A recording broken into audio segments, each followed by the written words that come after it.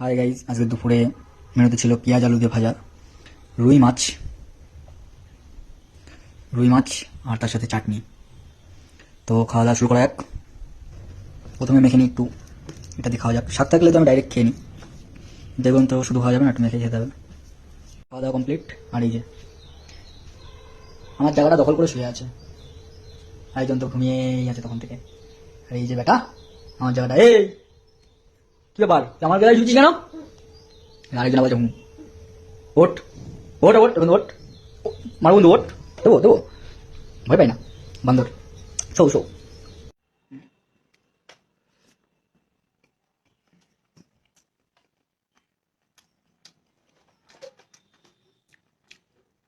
এসব ভাজা আমার রুটি দিয়ে ভালো লাগে খেতে, ভাত দিয়ে অতটা ভালো লাগে না।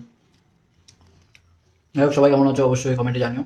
গুড আফটারনুন সবাইকে, সবাই ভালো থাকো, সুস্থ থাকো।